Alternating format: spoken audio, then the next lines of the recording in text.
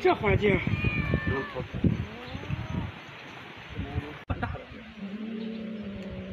小奶猫，看见没有？小奶猫正在吃奶了，看到了吧？你们家养的猫看不好就变成肉了。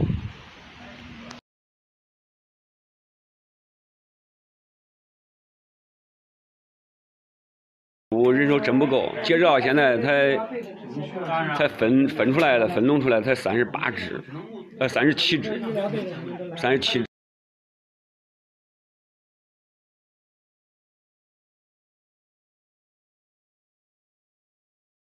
母的，这个是梨花是不是？梨花母的。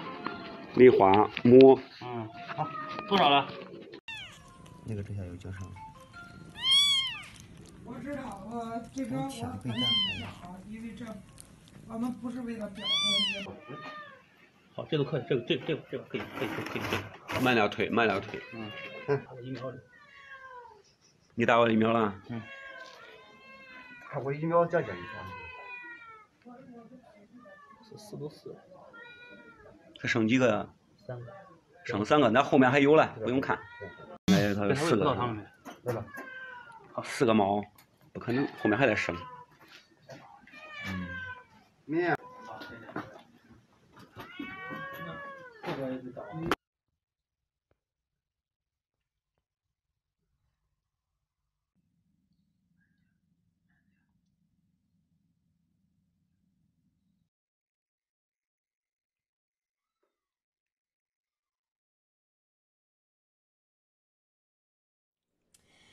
Today's podcast will focus on the too often forgotten other victims of Asia's dog cat meat trade, cats. In our discussion on the cat meat trade, we will highlight the work of well-known Facebook group called Feline Warriors, fighting to end the cat meat trade, with our special guest today, fellow Canadian Lana Roski. Hello. Lana Roski is the creator of the group Feline Warriors and is a strong activist for the cause. So welcome to the show, Lana. Yeah, thank you for having me. You're very welcome. I'm glad you accepted my invitation because I think it's an important topic to discuss because, I mean, a lot of the campaigns focus on the dogs, which understandably, because the dogs are outnumbered, a lot of the dog cat meat trade does focus on dogs. But let it be known that cats are also victims of this horrific trade. So yes. I'm so glad that we have you. You are very well versed on the cat meat trade, and you'll be able to give viewers at home a better idea of what the dynamics are on that front. And so we'll obviously talk about also your Facebook group called Feline Warriors.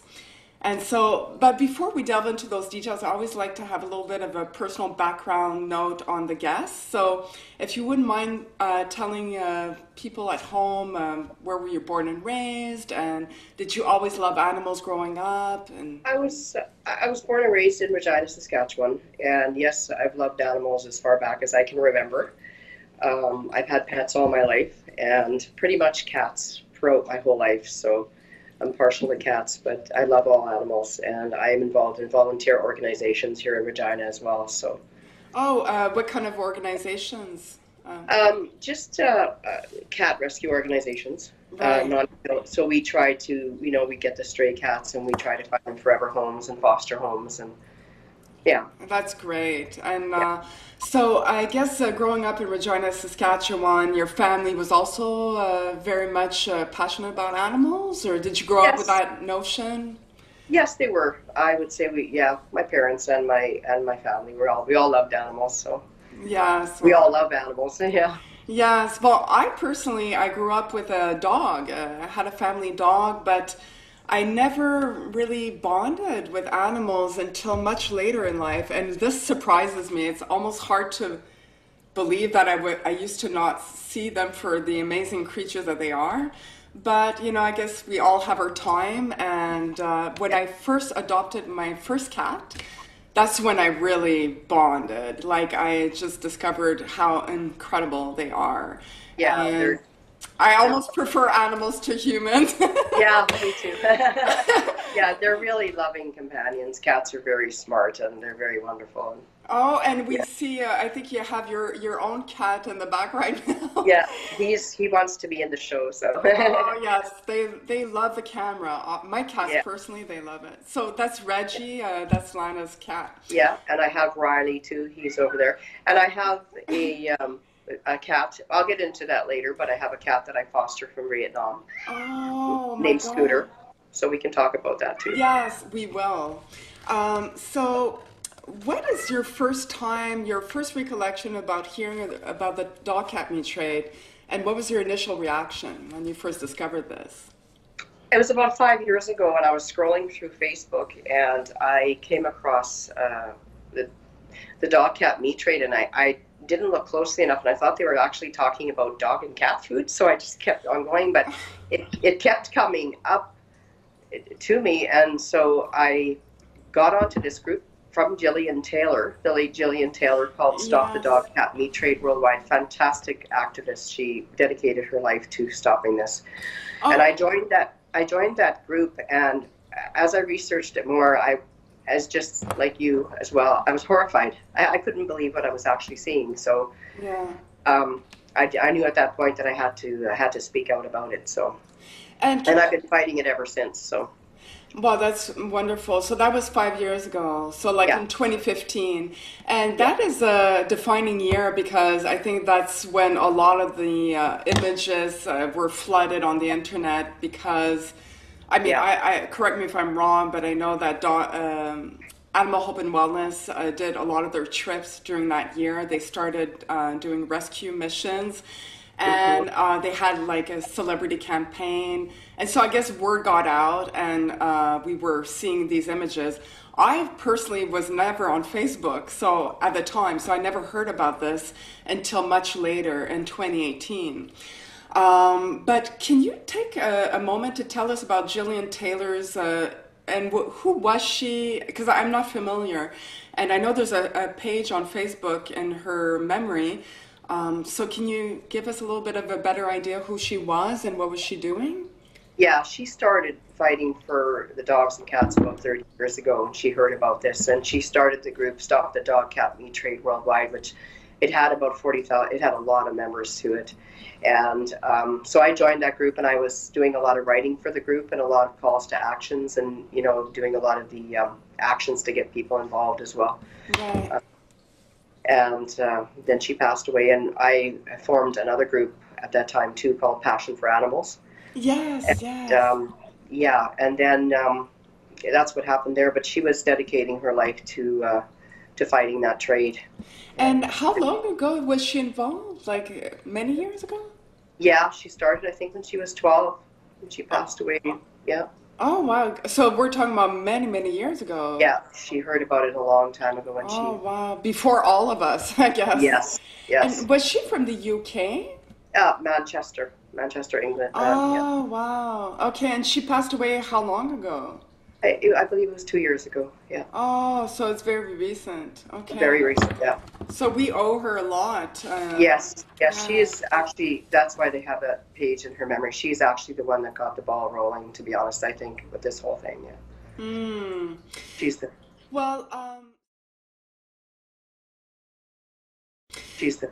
Well, so you've answered my first question.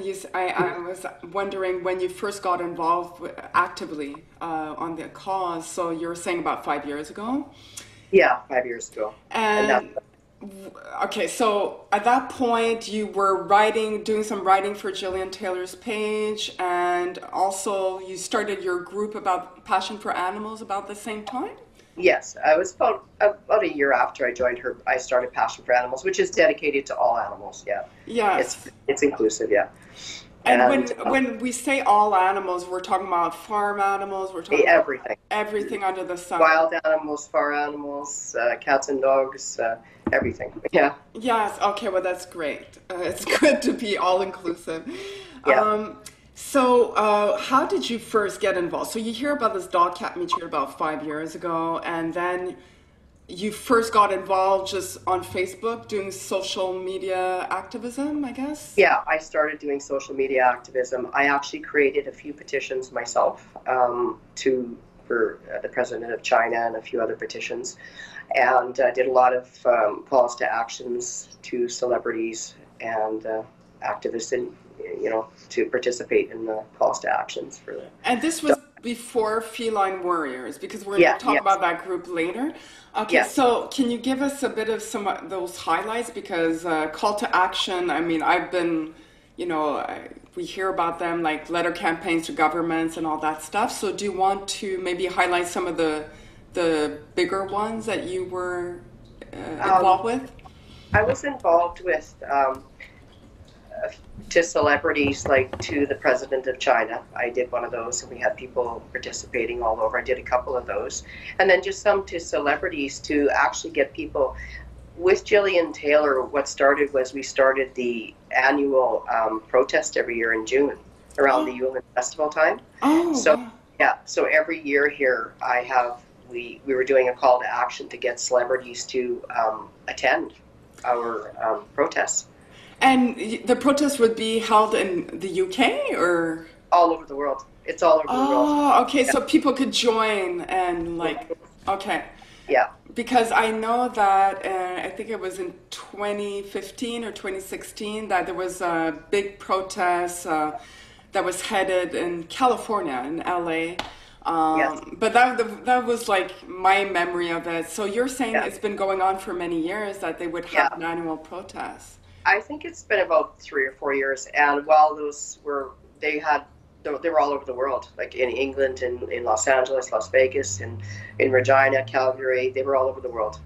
Yeah. Really? Okay, on the Canadian front even, because that is something I noticed that, for me, I live in Montreal, and there was never anything about the dog cat meat trade. I mean, I've only known about it for a couple years, but I've never heard of anything. Like, this was a whole new story to me. So it shows that there's not much being done on this front. And I feel across the country, really, it's very minimal. Yeah, it is. And I do believe that our Canadian Parliament is actually mentioning it now. They're speaking out against it in our Parliament. Oh. Yeah, they did last year. Who do we have to thank for that? I think just basic us activists, because we have all did calls to actions to the Embassy of China in Canada. Okay. So to get and to the embassies all over the world, I did a Twitter campaign to everybody's embassy in the world. Wow. To get them on board to speaking against this. And finally, our Parliament spoke up last year about it, and I think they're going to be mentioning it, from now on. And what were the results of those call to action? Like when you would send like all these letters to the ambassadors, I mean, would you get a response? Like, what was the response like? It's discouraging. We don't get too much of a response, but they are hearing our voice. That's the main thing, and we're not going to stop doing it. We're going to keep doing it, and they say they promise, but we don't get much deliverance. No, especially China. I think it's a tougher country because it's not a democracy over there, honestly. Yeah. But they have no animal act. They have no animal laws, animal rights. Exactly. They have no animal welfare laws at all. So the activists there, they take their lives into their own hands because they have no protection if they're rescuing animals. Absolutely. It's always a risk, for any activist, but especially in that country. Obviously, anything can happen to them, really.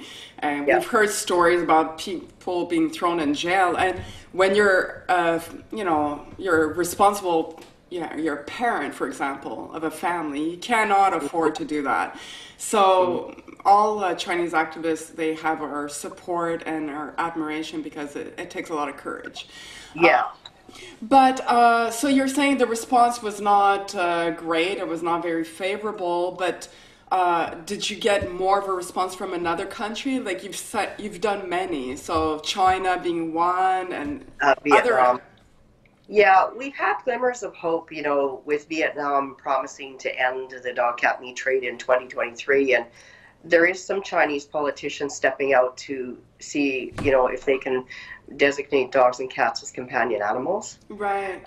in the government. But like you said, in a communist country like that, they're really battling uphill. But there is glimmers of hope like that. And as we speak in the United States, the American activists have a global call to action going to urge congressmen and representatives to co-sponsor House Concurrent Resolution 71, Yes. which urges all countries to ban the dog-cat meat trade and to enforce existing laws against it. So Yes. we're hoping that passes, and that is also shared on our group, which we'll get into more.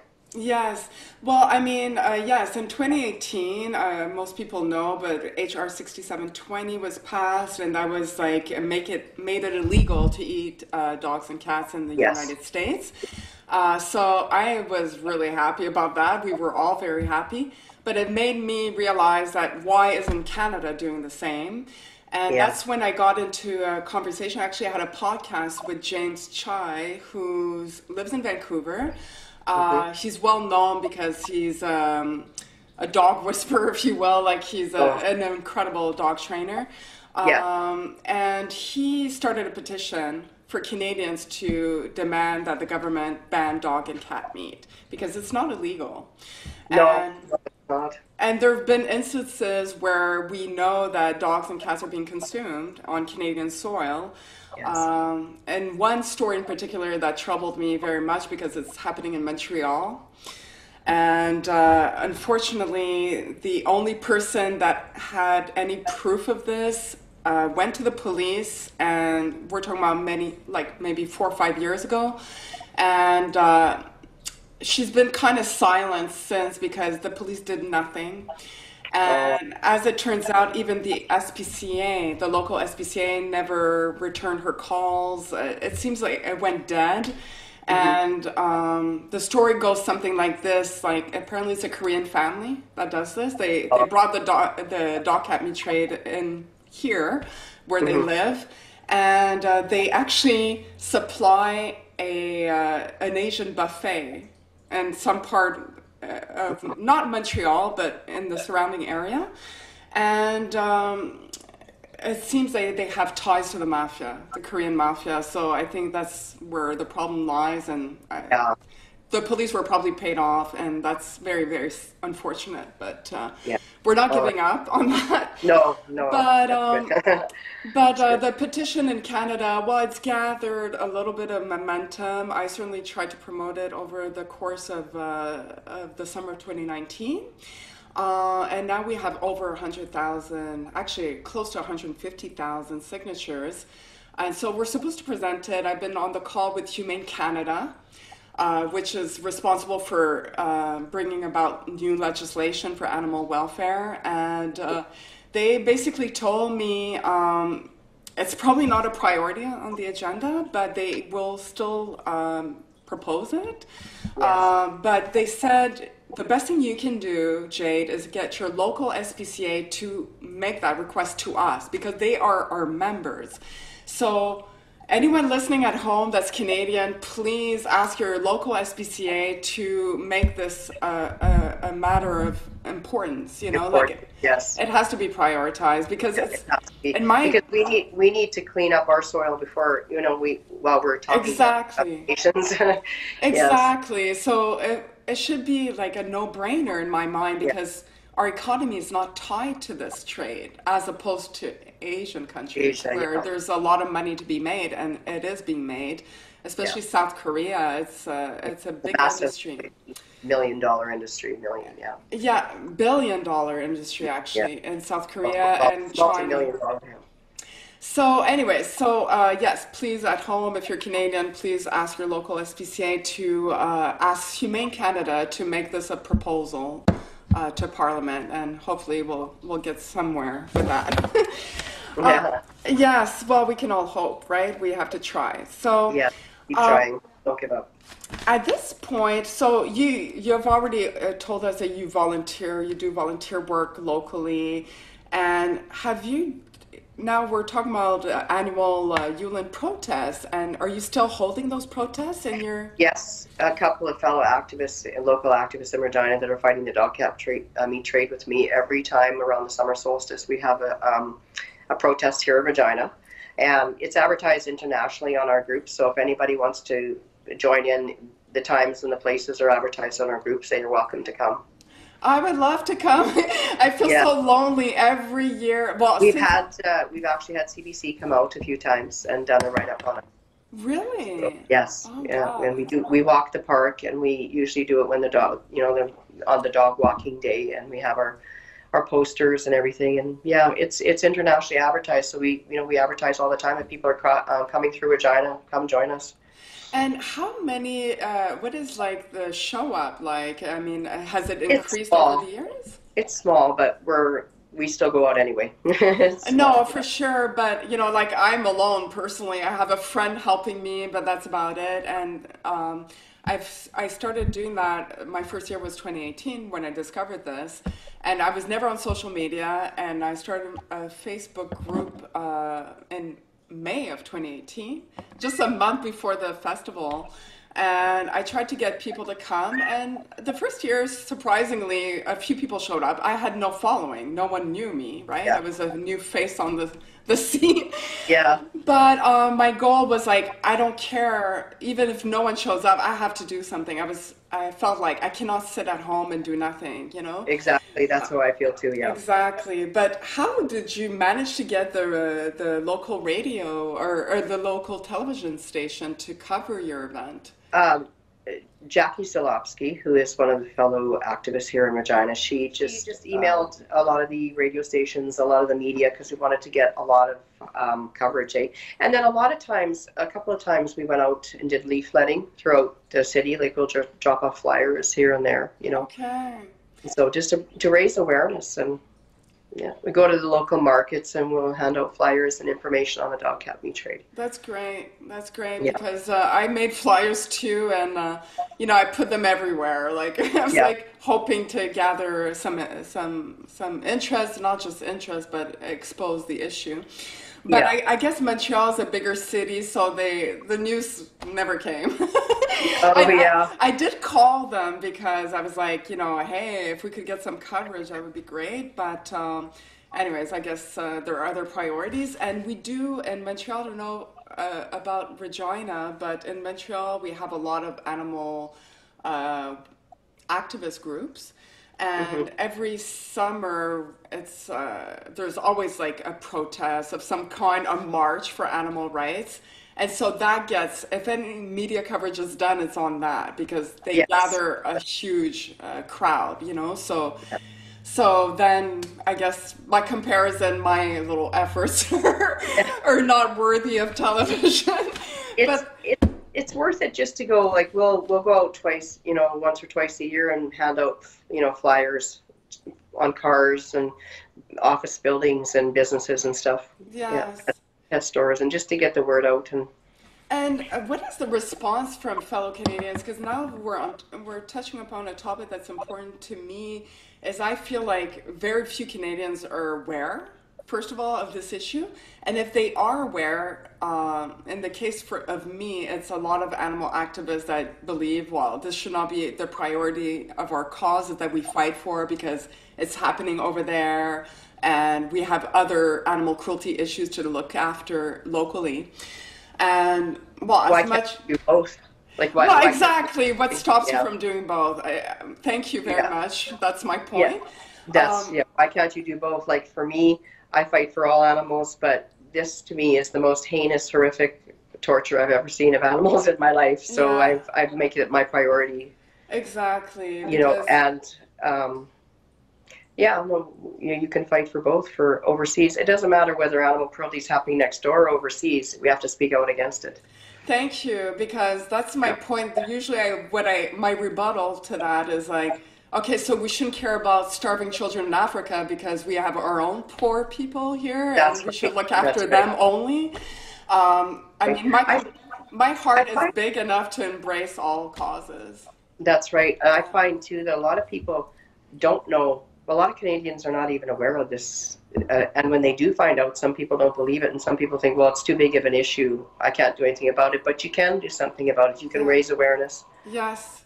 And join all the actions against it. And exactly, because it takes one person to inspire another. And that person inspires another. And then it snowballs, and that has Right. impact, you know? Like, of course, one person alone can't do it, but And- you shouldn't like stop yourself from saying, "Oh, we're powerless." No, we have actual more power than we think, you know? Yes, we do, and we are seeing glimmers of hope. Like I said, with at least the countries are, internationally, like Vietnam and China, they're coming back and they're promising things. Before they never said nothing. Now Right. they're responding to the pressure. Well, actually, the most pressure we've gotten so far is from the coronavirus, and that's a very Yes. opportunistic time for us to put even more pressure because Yes. now it's affecting everyone, right? They can't Yeah. say, well, it's our economy, don't, like it's our country, stay out of it. No, you're impacting us at this point. And so we do have a say because you're getting people, people are dying from this pandemic. So, and it all has its roots in the way animals are raised and slaughtered. I mean, it came from a Wuhan wet market, right? So, so And we we've do been have a u- say. Yeah, we've been using that as an opportunity to protest the dog cat meat trade, definitely. Oh, in China. yes. And, anyone watching, obviously, whenever this podcast will post will probably be after the fact, but still, Facebook group, Feline Warriors, I have my own group, Montreal Stop Yulin. It's all out there, so just participate, and I think that's The major thing, yeah. it's a major thing. It seems like some small thing, but it does have an effect, an impact. Yeah. So at this point, can I ask you why you decided to devote a lot of your time to cats as opposed to dogs? Because a lot of the groups out there, the campaigns have all been about dogs being slaughtered, which understandably a lot of people prefer dogs, and dogs are man's best friend, and they're incredible creatures. But am I mistaken in saying that you're the first one to start a group on cat meat trade? Yeah, that's accurate. Yes, that's right. That's one of the reasons why I decided to start the group, was because these cats needed a voice. Yes. They're in the background and nobody was hearing their voice. So we started. This is the only group on Facebook that focuses probably 80 to 90% on cats. We will include dog posts if they're about dog cat meat trade, but otherwise it focuses on the cats. And plus, I've had cats all my life. I'm partial to cats, so Yes. they're special to me. So it was about 3 years ago. 𝐂𝐀𝐓𝐒, she's another fellow dog cat meat trade Yes. Eva, she's from Finland. Finland. She's a very well-known activist. She's all over Twitter. Yes. I'm sure Instagram, although I'm not on Instagram. And she is also helping you with the group Feline Warriors. And Yes, I noticed that you started the group in about 2018, I believe. It was 2017. 2017, okay. What happened there was Ava and myself, we decided to do a global call to action to the president of Vietnam at the time and to protest the cat meat trade there. And we got a very good response. So we decided to start the group Feline Warriors Fighting to End the Cat Meat Trade. Wow. And that's when it all started. And we have a lot of activities on this group to keep it interesting. And every holiday like Christmas, Easter, Halloween, we do special activities to get people involved in participating in the group. And that's why the group's numbers are going up all the time, because we have constant active activities to do. And she does a lot of campaigns to athletes and to celebrities, and I do a Twitter campaign to the United Nations. I'm constantly tweeting the United Nations. Wow, that's great. Yeah. So I guess you knew Ava before starting the group. Yes. From social media, I guess. Yeah. Oh, Okay. yes. And you've never been to Finland, though. No, no, I haven't. But I thought, I think it was in 2018, if I'm not mistaken, I thought I saw a post with Ava doing passing out flyers about dog cat meat trade around Yulin time. And Yes. I believe you were with her. Is that possible? No, she has friends and help and support her, other activists. Oh, okay, so it was in her home country, probably. Yeah, it was in her home country, yes. Okay. It would be nice to get together and do one, in Finland. Oh, yes. I mean, call me when that happens. Yeah. I definitely want to be there. I've never visited Regina, so it'd be a good opportunity. Yeah. So at this point, you've been very involved with the cat meat trade, so you know a lot more about this than me and many of us. Can you tell us a little bit more? The cat meat trade started at the same time as dog meat. Does it have as much of a history as dog meat and China? Let's focus on China first because... Well, the cat meat trade is throughout Asia. And it varies from country to country. You know, we can start off with China.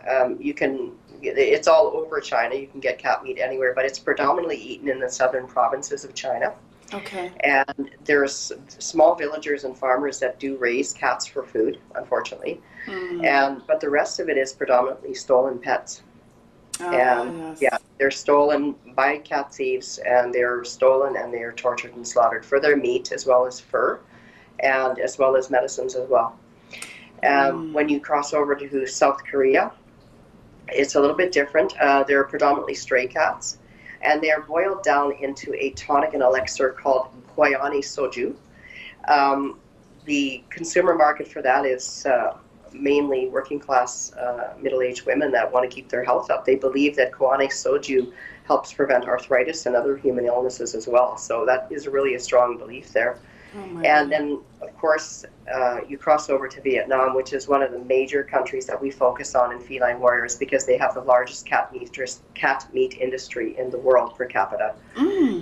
Yeah, it's a massive industry there. About 5 to 10 million cats are slaughtered across Asia, and about 1 to 4 million are slaughtered in Vietnam alone. How much in Vietnam? Pardon me? How many in Vietnam alone? 1 million to 4 million approximately in Vietnam. Wow. Okay, so that's the center, the mecca for cat meat. Yeah, that's the mecca of the cat meat trade. And the ironic thing about it, Jade, is that it's illegal. In 1998, they started the Rat Eradication Act, which was it was a law that was not allowing people to kill, torture, or consume cats because they were overrun by rats. That law is still in place, but it's not respected at all. So these cats are illegally trafficked over the border through China, through other countries, and again, they're predominantly stolen pets as well. Oh my God. So these poor people in Vietnam, they're constantly, living in the fear of their cats being stolen, But how long of a history has this been going on? Like, how long have Vietnamese people believed that cat meat is tonic for health? Or well, the cat meat in Vietnam is largely for meat. There is a separate part of that trade that involves black cats, and that's these black cats are slaughtered, and their bones are churned down again for medicines. They believe that it'll help all kinds of human illnesses, and again, there is absolutely no scientific evidence to back any of the claims. It's all superstitious. Right, and a little bit like South Korea for predominantly women. Yeah, that's 𝐂𝐀𝐓𝐒 Soju is for that. But in Vietnam, they believe that the cat meat will help a variety of illnesses, and it's the bones that they churn down strictly of black cats.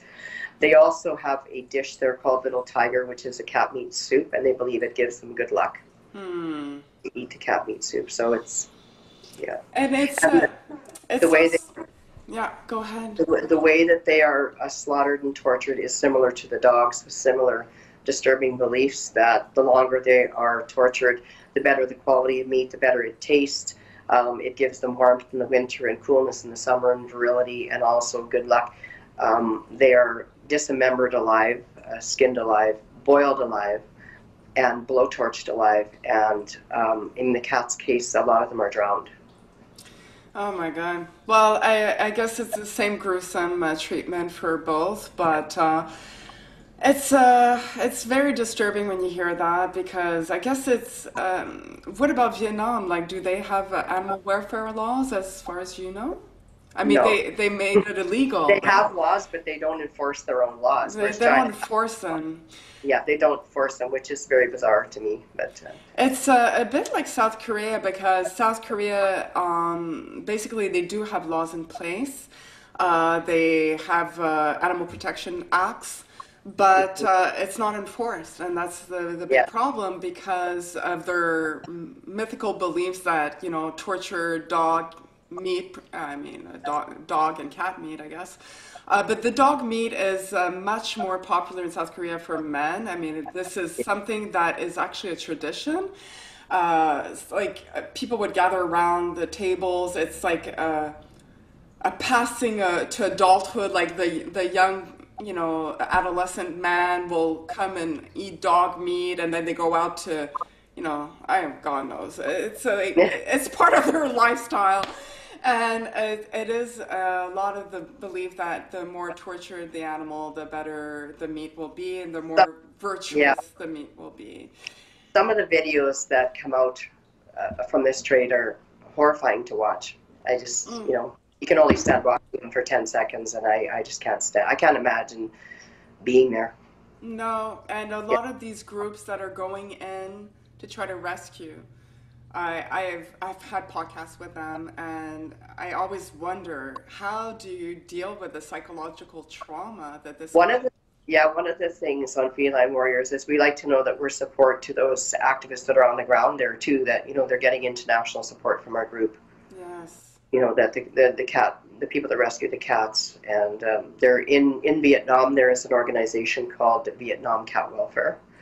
And they rescue a lot of cats from the cat meat trade, and you can a few of the admins on Feline Warriors. We like I said before, we foster a cat, each of us a cat from Vietnam, and that's it's called Jack's Cat Sponsorship Page. You can go online and it's Jack Cat's sponsorship page. Okay. Yeah, go online, and for a small amount of money, you can help support this agency. It's very important because they literally save these cats. It's life and death. It's not like our shelters here. These are, you know, they're behind bars. They're kept away from the cat thieves and from being tortured. Right. So. But I think, can you tell us, before we move on, can you tell us about the cat you're fostering at the moment? How did they come about? I went to Jack's Cat sponsorship page, and I just inquired about it, and then they set you up with a cat. Okay. And my cat's name is Scooter. Scooter? And how do you spell that? Scooter. Scooter. Yeah, Scooter. Oh, okay, like a scooter. Yeah, he was rescued out of a garbage can, basically. Oh, and so he would have probably been a potential victim of the cat meat trade, no doubt. There's He's not living with you. He's not living with you. No, I pay them. Oh, you sponsor him. Okay, you sponsor I foster him from Canada to Vietnam, as well as some of the other admins do that too. Okay. With their cats. So, you know, I don't think there's very many strays walking the streets of Vietnam because they're No, they don't survive that long. Yeah, they'd be scooped up pretty fast by that trade. And Vietnam is a country where they're gonna, I mean, I don't know if they're still gonna host it with the coronavirus, but they're supposed to have Formula One, right? Yes. And Hanoi? And Ava's working very hard. She does a campaign to a lot of the drivers, the athletes that are involved with that, the sponsors of that and everything. Yeah. Has she gotten any positive responses from them at this point? Not as far as I know, but I'm not quite sure on that. But okay. Yeah, we're hoping. We're hoping. Like Lewis Hamilton is an animal activist. He's one of the drivers in F1. Is he an animal activist, or is he more just like a vegan? I think he's an animal rights activist. Yes. Okay. In his spare time. Yeah. No, he doesn't have much of that, but I just know Lewis Hamilton from Game Changers because he was in the movie. And he changed his diet not that long ago. I think he hasn't been a vegan for very long, but still he was people. A pescatarian, and then he went to be a vegan. Right, but I mean, at least we gravitate towards him because we are assuming that he would like to speak up for these animals. Yes. But so far, we're not sure that he's gotten any of the messages. I'm assuming. We're not sure, right? Yeah, we're not sure, but I'm sure he's reading them. I myself do, like all of us do a lot of tweets to the government of Vietnam, yes. Constantly to MAFA Vietnam. And are you able to track like the number of people sending in those tweets? I mean, I'm sure. There's quite a few. Yeah, there's quite a few. Yes. And the numbers would be like, you know, how many numbers do you need, I guess, at that point to have an impact with that government? Yeah, there's hundreds of tweets, hundreds of tweets going to this government constantly. They have to be seeing it, you know. Right. Well, they're seeing it. Are they reacting, or are they just, you know, like ignoring? Is the other question. But we're getting the promises, but very little delivery. You know? Yes. Well, I mean, on that note, for Vietnam, I think it's important that people do sign that petition that was started by Soy Dog. Soy Dog has an online petition, and just Google it, Soy Dog Formula One petition, and you'll find it. I've been promoting it because they've amassed almost 1 million, and they are looking for 1,250,000, I think is the number. But he wants to present it to the director of Formula One, who's actually lives in America. Yes. And so that would be extremely helpful to the cause. I mean, let's do that. Like, let's do that. Oh yeah, everybody sign that, please. Yes, please. You know, because we're that. getting there. You know, 1 million signatures is something. You know, like. But on that note, we're going to talk about petitions and the efficacy of petitions a bit later on, because I'm not sure about that, but we'll see. So at this point, the cat meat trade is all over Asia. So we're talking about China, South Korea, Vietnam, and... no, it's also in Cambodia and Indonesia and parts of India and Nigeria and Africa as well. So there's no safe place for a cat in that part of the world? No, not at all. Oh, no, my and in God. Indonesia, they have those horrible markets where they're actually roasted alive and barbecued alive, and it's pretty rough. Yeah. Absolutely. They're stolen pets as well. Well, so at this point, it's very similar to dog meat trade. So I mean, the dogs are larger numbers. For example, Yulin, it was always like more dogs. I mean, it's called Yulin Dog Meat Festival. Obviously, there are going to be more dogs. But the problem, as I think we need to realize, is that Thailand is doing great. You know, like they've outlawed the dog cat meat trade in 2014, I believe. And Taiwan. Soy Dog is a big reason why that was able to take place along with other groups. But as I had a podcast with John Daly, and he said it's a number of strains. I mean, you have to understand there's no spay and neuter programs anywhere until they came along, and they did a free mobile spay and neuter clinics. And they started with Bangkok, which had about 650,000 dogs in the streets. That alone, I mean, it's understandable. Like some parts of the country that are poor, well, like, you know, there's a dog there and they keep out. I mean, it makes sense, right? If you reduce the population in size, then it becomes less prevalent. And so that's something that has to be done in other countries as well. I don't know about South Korea having spay and neuter programs. I don't think so, but they have no animal welfare laws in China or at all. Or Vietnam, so that's what we do a lot of petitions for and a lot of campaigns, just to, you know, urge them to get animal welfare laws. Yes. It's not only dogs and cats that get abused in China; it's every animal. Every animal under the sun. Yes, but John was quick to say that it's very horrific. A lot of the dogs that were illegally transported across the border into Vietnam from Thailand. The smuggling of dogs and the way they are slaughtered is just beyond inhumane. Yeah. And so it's a process of prolonged, calculated, deliberate, sadistic torture, and it has to end worldwide. There's no excuse for it.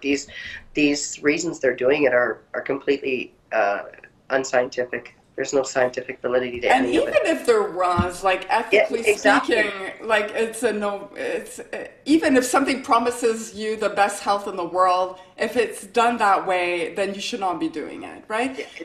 That's exactly the thing. There's no justification. There's no justification. Exactly. There's no excuse. I don't care what you get. I don't care if you would get gold nuggets from the animals. There's no reason for it. Exactly. So, and you know, to me, if you're a normal human being, you couldn't do it.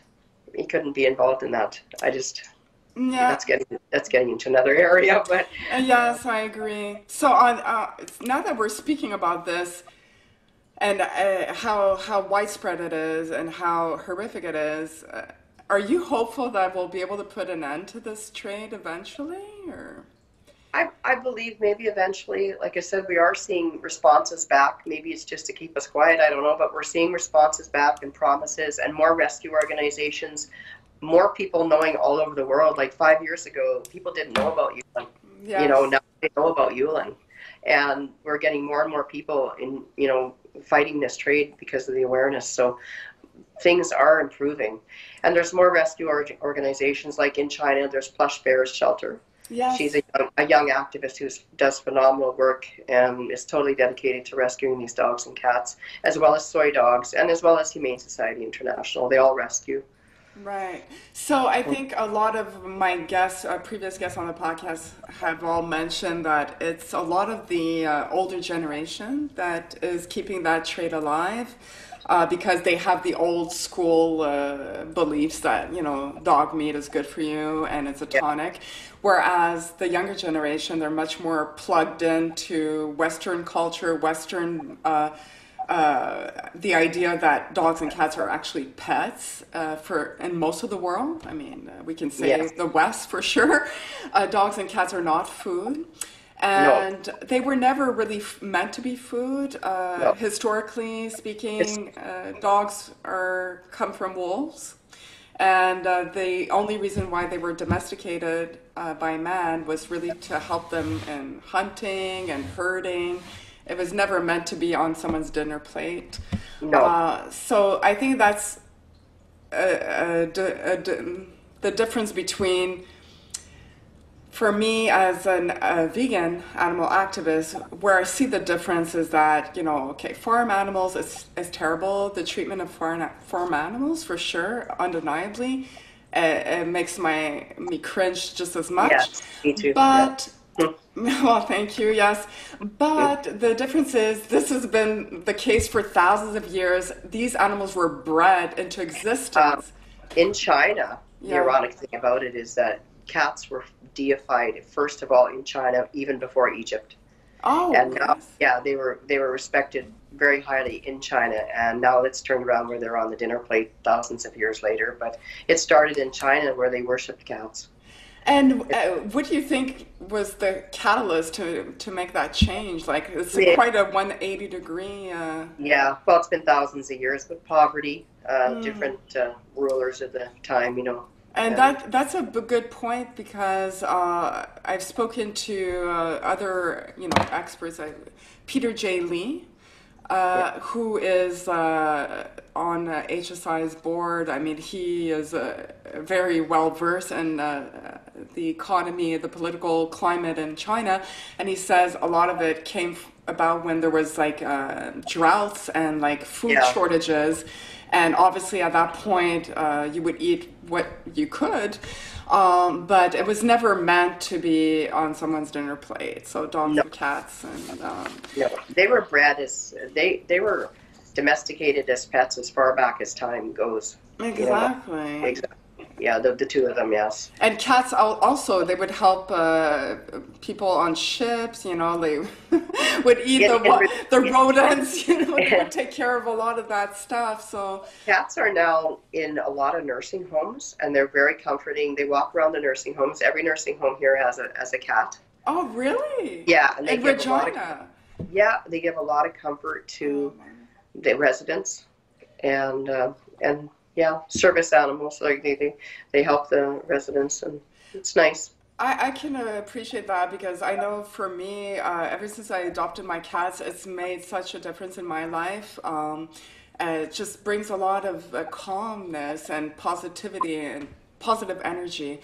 And there's like some idea that cats can actually take negative energy from you away, and I would believe it, because, you know, I've transformed with my cats. There's many stories of what they do, like they've alerted people to diabetic shock, to be warning people, also from warning people about fires, waking people up in the middle of the night if there's an emergency. Yeah, they're very intelligent animals. They're not food. No, nor should they be. So I wanted to give ideas like about the adoption side of things, because I believe, well, you're fostering a cat from Vietnam, but do you know if your cohort Ava has adopted a cat from the dog cat meat trade, or a dog, or? I think she has, it's nice to aspire to doing that, but it takes a lot of dedication because these cats are traumatized, and it takes a lot of work, and you have to be home, and you got to work with these cats for quite a while. So it's something to aspire to, but not for me right now. No.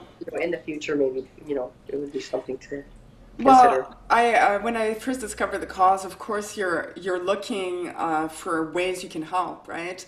And Yes. on that note, I feel like a lot of us on this side of the ocean, we feel a little bit powerless. We're like, what can I do? We'd already talked about what you can do. You can add your voice, you can sign letters, send them to the government, participate in those campaigns, those call to actions. Yes. But aside from that, because we often feel like, is it making any difference at the end of the day? I've signed so many petitions, I'm like, does it really reach the intended people? Are they actually getting the message? Is it making a difference? I think they do get them. It takes a lot of work to get them to the target, but I think they are getting them. And Yes. so petitions, so you're of the opinion that it can help petitions? I think they do, yeah. The petitions, you got to be careful because if you're looking for, you got to look for legitimate petitions, and if they don't have a target or a destination where they're to be delivered, don't sign it. Yes. Also, if they're asking for your social insurance number or your credit card number, please don't do that. Yeah. Hopefully no one does that, but still, Yeah. even with an email, a lot of Yeah. these petitions, they sell your information, basically, the scam petitions, I mean. And so, is there, like, for me? Scam petitions are horrible because they're playing on the sympathies of people. They're posting these horrible animal cruelty pictures. And then it makes like, people wary to sign the next petition that yeah, might be and that's giving the legitimate. money. They're giving the money to these individuals that are these, fraudulent petitions. It's terrible. So, Yeah. any other tips for us viewers at home to try to protect ourselves against fraudulent petitions? Would you say? Well, on our group and a lot of the groups that are fighting this, you can just search through the groups. There's a whole list usually on these groups of what ones are not to be signed. And off the top of your head, can you name some petition groups that are scams? Like any big names out there that are? I can name a couple of the good ones. Change.org is the best. Yes, yes. And care petitions as well. Okay. 2 care petitions.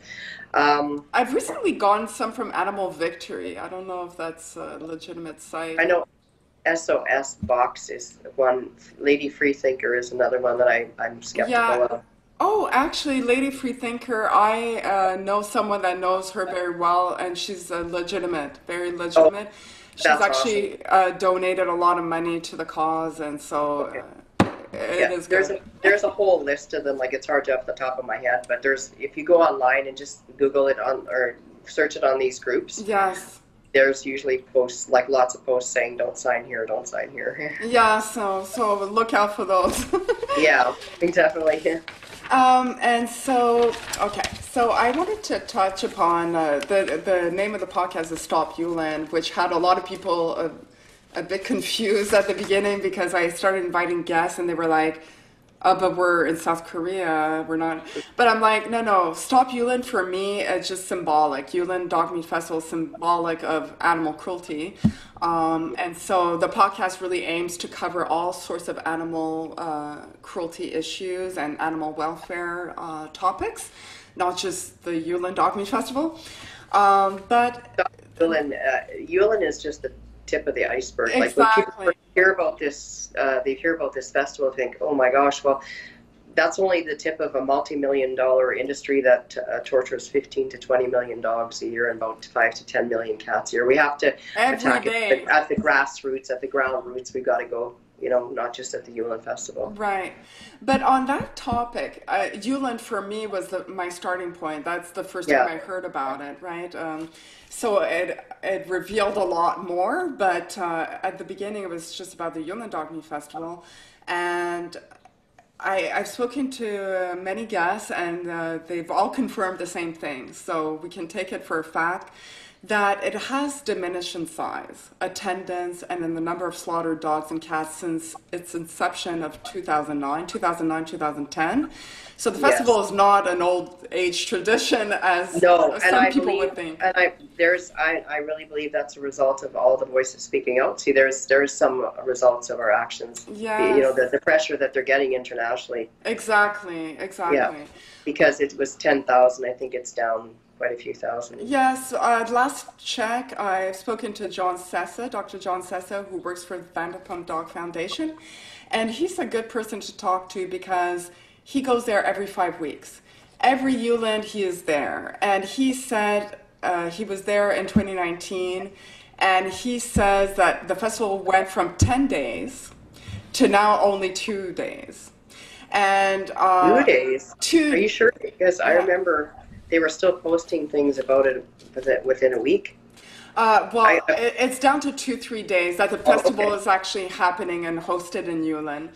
And he said that instead of about 15,000 dogs at its peak, now it's down to about 2,000-3,000, which is still, it's still happening. One dog is one dog too many, but just to say that we're seeing encouraging signs that, it has lost favor. But given all that's this, the glimmers of hope that we're seeing, like I said, the promises, and then there's more awareness, and like this Yulin festival being cut down so much. Yes, exactly. That's from all the, So given all this, do you believe we should still be fighting to end the Yulin Dog Meat Festival? Or should we just focus on ending the dog cat meat trade altogether, which of course is our end goal, but in your opinion, should we still focus on ending the Yulin Dog Meat Festival? Both. Definitely. I think that would, if we could get rid of that festival, I think that would make a major impact. I agree. I agree because when I had my podcast with Dr. John Sessa, he said they sponsored 2 local Chinese shelters. They've, revamped their operations altogether. They funded them, they've staffed them with groomers, vet technicians. So they've done so much good work. And they go, I said, they have, he goes there every 5 weeks to China, and they have, team building exercises and activities that they do together. And at one point he asked them a very good question. He said, for us in America, we turn to the church, for moral guidance, a lot of us, some people don't go to church, but for moral guidance, we will often go to the church. And he goes, who's your moral guide? What is the compass for you? Who do you turn to? And they said, well, we don't really follow any specific religion. And the only way we will know if something's wrong is if the government says it's wrong. That's right, yeah. And so that's why he says ending the Yulin Dog Meat Festival is very important, because it will send a clear message that the government is not supporting this.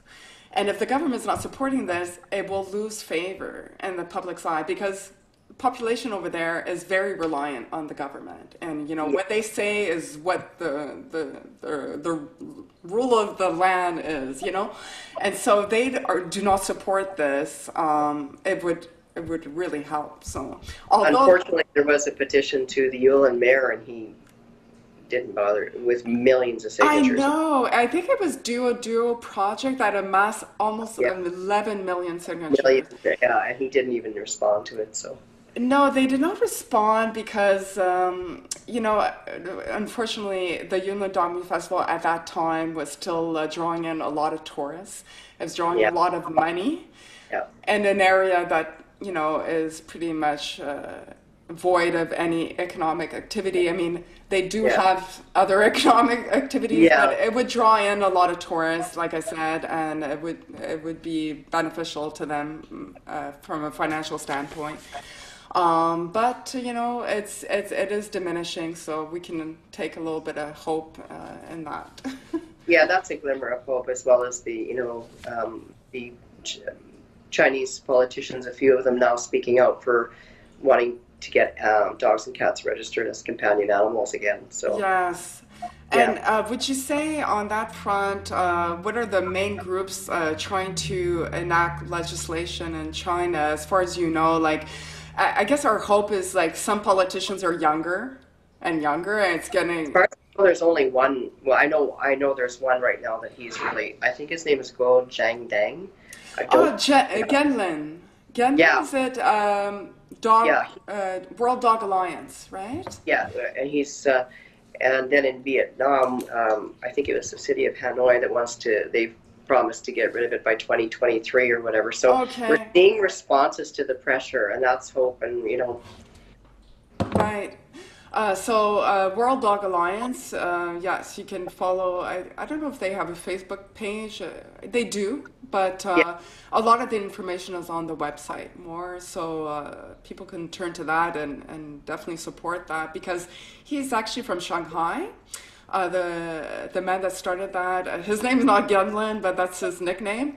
And he's a Chinese billionaire, basically. And he said that he wants this to end so badly. He's devoting 90% of his fortune to ending this dog meat trade, and he's keeping the 10% for his family needs. I don't know if that's very true, but he is certainly on the forefront.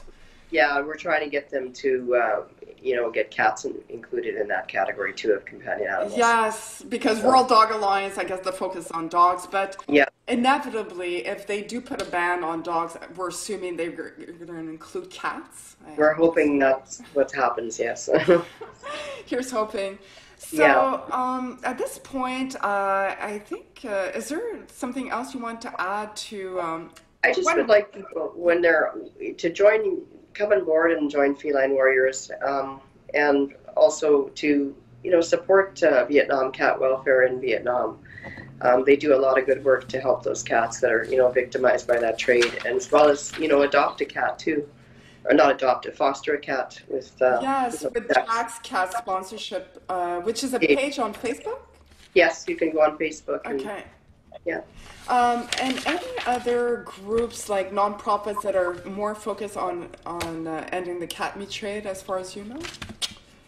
There's Plush Bear. Toy Dogs rescues cats too. Yes, they do. Yes. They do. So other than that, Humane Society, International, I think mostly it's dogs. But yes. Well, I mean, Humane Society International, from my conversation with Dr. Peter J. Lee, he obviously they don't do the same amount of rescues. They're more focused on rescuing. As far as rescue goes, they rescue a lot of dogs from the dog meat farms in South Korea.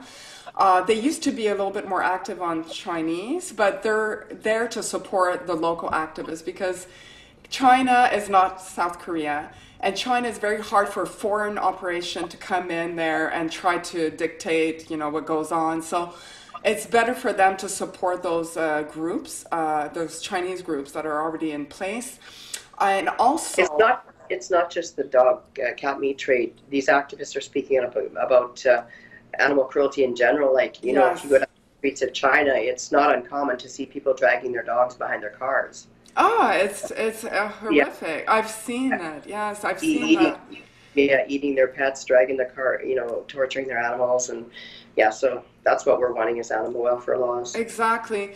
But he also said that they host at least twice a year symposiums with local groups there, to try to teach them how to use existing laws, because there's no animal protection laws at this point, but there are laws in place that they can use to, dissuade, for example, just the dog meat trucks that are heading, to slaughterhouses.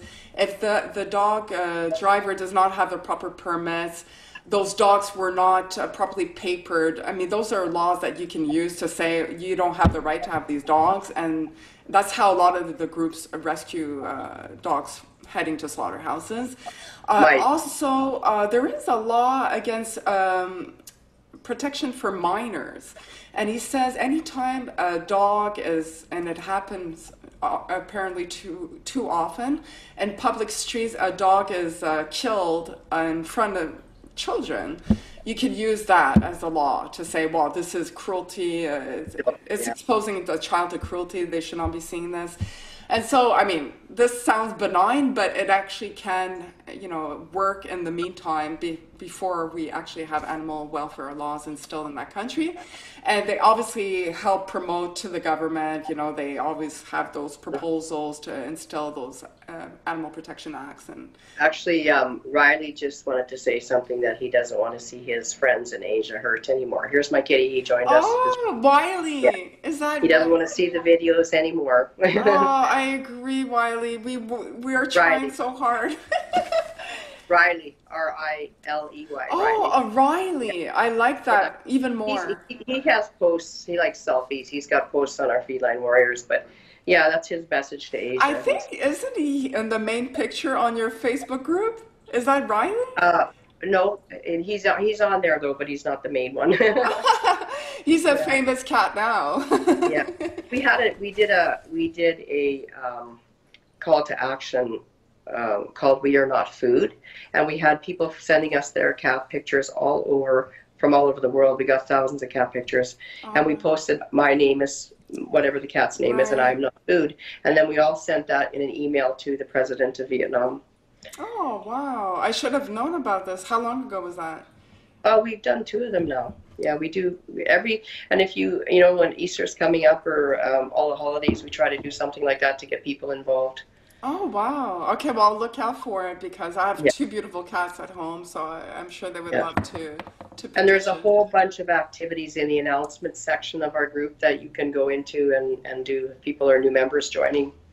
Yes, well, speaking of your group, I wanted to ask you, how did you build up your team for that Feline Warriors? Because you're more than one administering the group. So it's you, Ava, and then Michelle Park from the United States, as well as ࿼ from the United States as well. Oh, she's part of the administrators. Okay. Yeah, she has a lot of knowledge about China, so it's very beneficial. Yeah.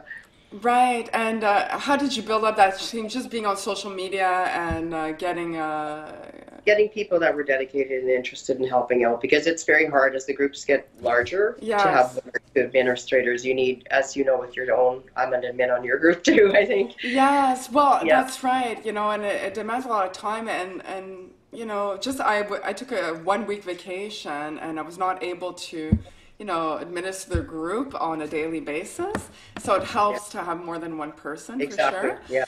But even still, it's hard.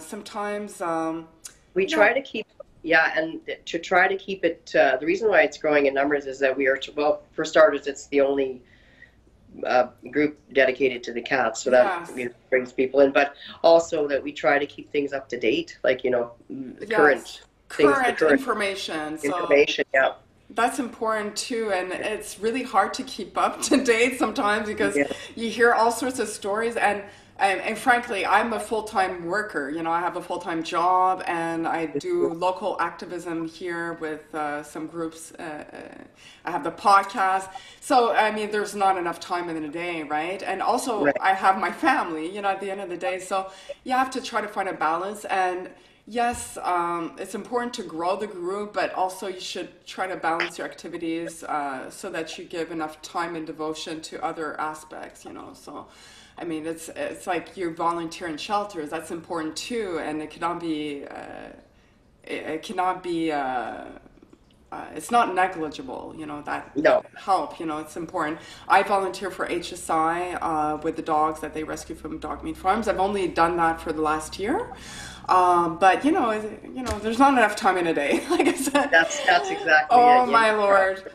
But to try to close things up, I wanted to ask you.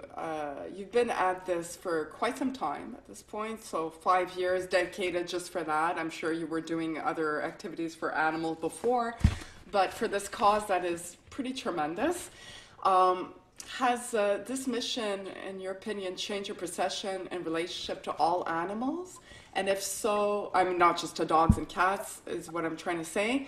And if so, how did it change over the years? Like, have you seen yourself evolve to have compassion for all sorts of animals? Like, or were you always about all animals? Were you always about, you know, like, I guess you weren't born and raised vegan like most of us? No, no, no, I wasn't. So what has been the evolution for you? Like, I started, I changed to becoming vegetarian about 4 years ago, 5 years ago, 4 years ago. And it's changed that for me. yes. So also, you know, dealing with the dog-cat meat trade, you just realize how vulnerable they really are. And it has helped me to fight for all animals too. Like I have the other group, Passion for Animals. So Right. it's helped me. You know, people are saying that, you know, you have to fight for all animals, and they're, you know, a lot of times they're divided. Like you said, the groups, Yes. the ones fighting for the dog-cat meat trade, and they all need our help. Yes, And, exactly. you know, I agree with that because although, you know, I am vegan, I've been vegan for a long time, more time than a lot of very vocal vegan activists in my city. I mean, some people they're like, oh my God, you have to stop this, but they've only been vegan for a few months. They're like, okay, hold on, you know, like, you know, back up there because I've been vegan for many years, and my husband is not vegan. I don't know if he'll ever become vegan. I have very little hope. He's very old school, although he's younger than me. But the point is, you can't impose your beliefs on others, and others, there will come a time that where they will realize that maybe they should not be contributing to this pain and suffering. Yeah, it's a process, and most exactly. of the administrators on Feline Warriors were either vegan or were vegetarian, or you know. Yes. Because, okay, so yes, you touch upon a good point, because a lot of people that are vegan, they feel like you should not be fighting the dog-cat meat trade if you eat meat, you know, because you're like, it doesn't make sense to them. Because if somebody's words or actions, if they made a big difference or impact in the life of these dogs and cats, and it really made a change for them, I don't even think I would care to find out what they, you know, if they were vegan or not. If their words or actions were making an impact, that's what's important. Thank you, because I said the same thing. I feel the same way. Like, I feel like if somebody's saving a dog from the dog meat trade, I'm applauding that person. I don't need to know. I don't need to know if they eat meat.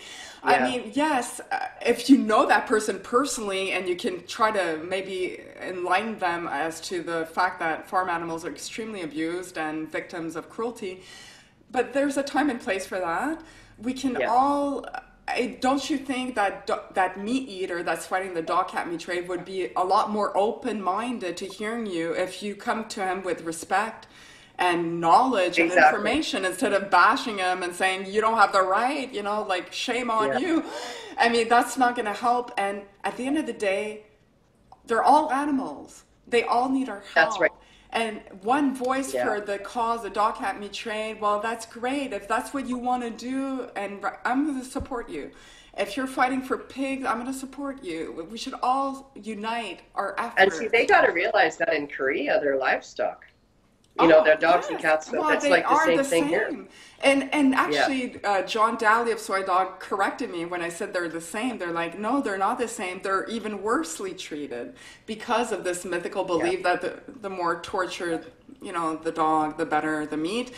So they are victims of extreme cruelty, because actually livestock in those countries, if we talk about, you know, South Korea, for example, they are categorized, and there's certain regulations about the way they slaughter those farm animals, as opposed to dogs that are not regulated at all. Like, well, the other animals, the thing here is the torture is a goal in itself.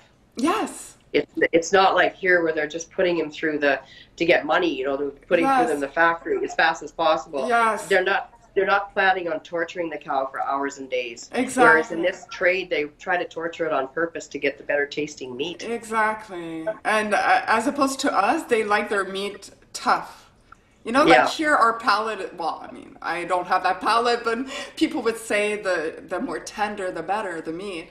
Over there, it's the opposite. Like, it's the tougher the meat, the more better for the man. You know, like that's the mentality is like, it's good for men, good for man's stamina. And so torturing animals never increases meat quality. It's a myth. It Well, actually does the yes, opposite. it's It produces quite- negative toxins in the blood. Even it's exactly, it can't be It's- good. no. And a lot of people that went from eating meat to transitioning to a plant-based diet, they will say that they feel the different type of energy. I mean, you do absorb a lot of the negative, the fear, the adrenaline, and that meat. So it's not good for anyone. No. I think we can agree on that. Yes. There we go. Yeah. No, I just want to urge everybody to join the fight against this, and every voice counts. Yes, So- exactly. And so at this point, Feline Warriors, if you want to support them, find them on Facebook. Are you on other social media platforms as well? Well, I have passion for animals as well. Yes. And I'm also on Twitter. I got about 1,400 followers. So on Twitter. Feline Warriors is on Twitter as well? Or you? No, I'm personally on Twitter, but I do a lot of the tweeting that we do on Feline Warriors. We post it all on our group, Right. all the Twitter campaigns. So if you want to get involved with the tweeting on that, just go on our group, and And there's a find lot of information there. And at this point, we think it's probably the only group that focuses on cat meat trade. So 90% most of it. Yeah. So that's why your group has grown in numbers quite quickly, and I think we're all at 3,000, close to 3,000. yeah. So great work. Yeah, thank you. I applaud you for everything you do, and we can see Riley up at the window. My cat does the same thing. They love it because it's like a sauna. You know, when it's sunny out there, they lay in front of the sun. And so thank you very much for your time. I really appreciate you're welcome, it. and thanks for having me. Yes, and find Feline Warriors on Facebook and follow them. Join their campaigns, join their call to actions, and together we can really make a difference. So. Exactly. Thank you, Jade. Thank you, Lana. Have a great day. You too. All Thanks. right. Bye-bye. Bye-bye.